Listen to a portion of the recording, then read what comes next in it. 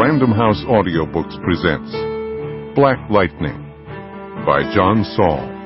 Read for you by Lee Meriweather.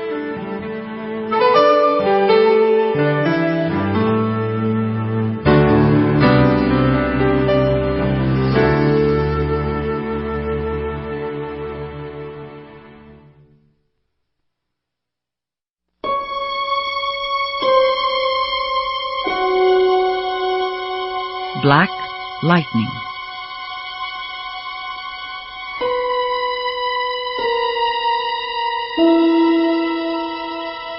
It was a ballet the man had performed many times before.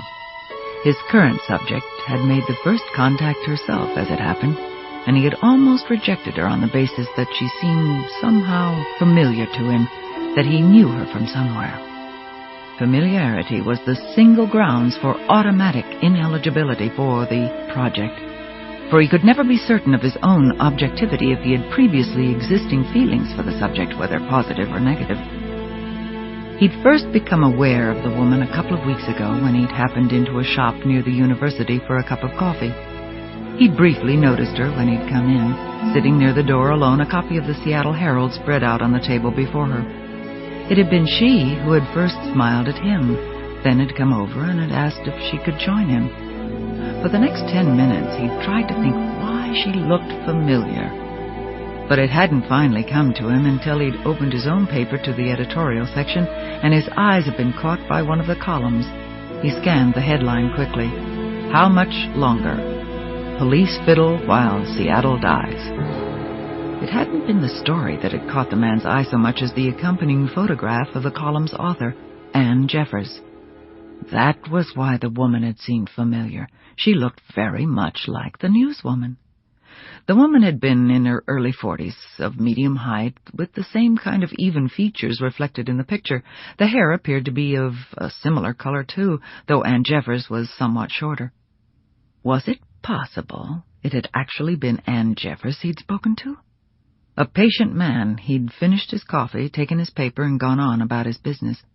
But he had kept his eyes open, and when, a few days later, he'd spotted the woman from the coffee shop, he realized that she was not Anne Jeffers, nor was she anyone else he knew.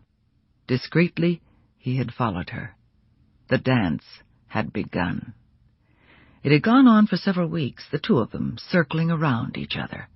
Today, the dance would end. He'd left his car at home that morning, taking the motorhome he'd bought 4 years ago when the study had commenced.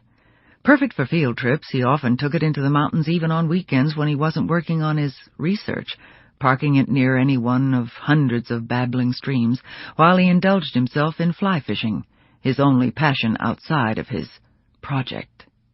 Today he drove the motorhome up to the university, parked it in the nearly deserted depths of the cavernous garage, and locked it. Taking his own lunch and 2 bottles of lemon-flavored sparkling water with him, he climbed the stairs to the surface and started across the lawn toward the spot that was the woman's favorite. Half an hour later, after she'd consumed half of the contents of the bottle of sparkling water he'd offered her, she frowned, then shook her head. Something wrong. I'm not sure. Suddenly I feel... She hesitated, then stood up.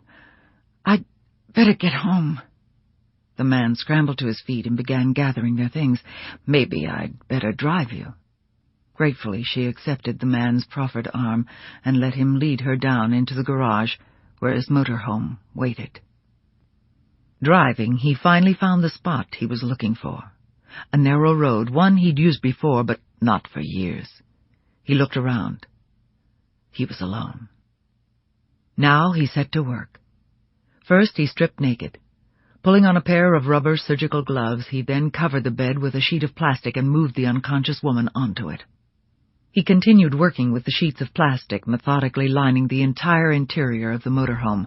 One of his prime rules when carrying out an experiment was that nothing must be contaminated.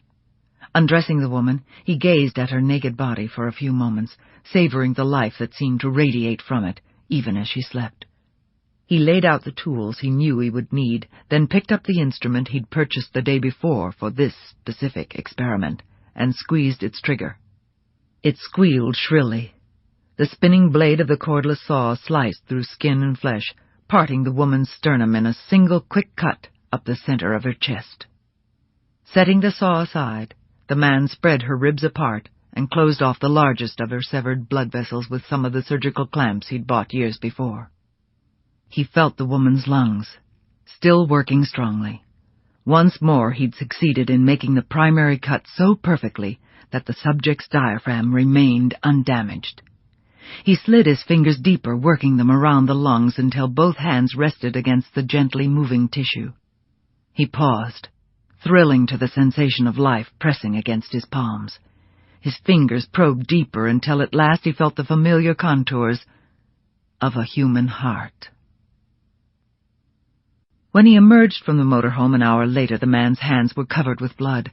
More of the glimmering red fluid oozed from the body he carried in his arms. He carried her into a thicket of woods, waiting only until he was fully screened from the clearing before dropping the body unceremoniously to the ground. He gazed angrily at the woman's remains. Her organs were all there, but no longer in their original positions. For when he'd realized that once again the experiment had failed, a dark rage of frustration had come over him, a rage he'd released by plunging his fingers furiously into the woman's lifeless body, tearing her heart loose from its veins and arteries, then pulling more of her organs through the incision in her chest as he searched for the reason for his failure. Emerging from the trees back into the clearing, he went to the river and plunged in, letting the rushing water wash the blood from his skin and cool the burning rage that failure always caused him. Only when he was certain no trace of the woman's blood remained did he emerge from the river and return to the motorhome, where, still naked, he carefully began folding the sheets of plastic in upon themselves. Soon the vehicle's interior was again pristine, all the evidence of his experiments now wrapped in the sheets of plastic, which in turn he placed inside a large white garbage bag. The man returned to the river and washed once more, then dried himself, dressed, and drove the motorhome out of the clearing. Leaving it on the edge of the pavement, he returned to the clearing, broke a branch from a tree, and swept it methodically across the ground, obliterating every tire print the motorhome had left. 5 years later. The cracked white face of the clock stood in stark contrast to the institutional green of the prison wall upon which it hung. 9 a.m., 3 hours before noon. The state of Connecticut had decreed that its first execution in almost 40 years be carried out in the middle of the day. Anne Jeffers shuddered slightly and felt instantly ashamed. At 42, after spending the last 20 years working for the Seattle Herald, reporting on everything from fatal apartment fires to the AIDS epidemic, there shouldn't be much left to make her shudder. Suddenly, wanting to be alone to examine her feelings, Anne rose from the hard chair in the makeshift press room. In the ladies' room, she stepped up to the cracked sink that was bolted to the wall next to the stained toilet. She stared at her reflection in the rectangle of polished metal that was screwed to the wall above the worn basin. She searched her features, then turned away, annoyed with herself. What did she think? Had she expected to find some brilliant insight into her conflicted feelings written across her forehead? The fact of the matter was that she knew perfectly well why she had found herself shuddering while she waited for Richard Craven's execution. She had shuddered because she knew that she would at least be partly responsible for his death. Not true! Anne spoke the words out loud so sharply that they reverberated in the tight confines of the restroom. It wasn't true that Richard Craven was being executed because of her. He was being executed because of what he had done.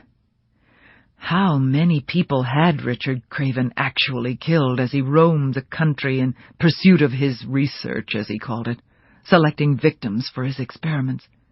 No one knew. Craven had steadfastly denied killing anyone, but that was nothing more than the typical sociopath's insistence that he'd done nothing wrong. Anne Jeffers knew better. In addition to the 3 people here in Connecticut of whose murders Craven had actually been convicted, Anne was certain there were scores more. The bodies had been scattered across the country from Craven's home in Seattle down the coast to San Francisco and Los Angeles, and across the continent through Denver, Minneapolis, Kansas City, and Atlanta. Yet even as Richard Craven... Sample complete. Ready to continue?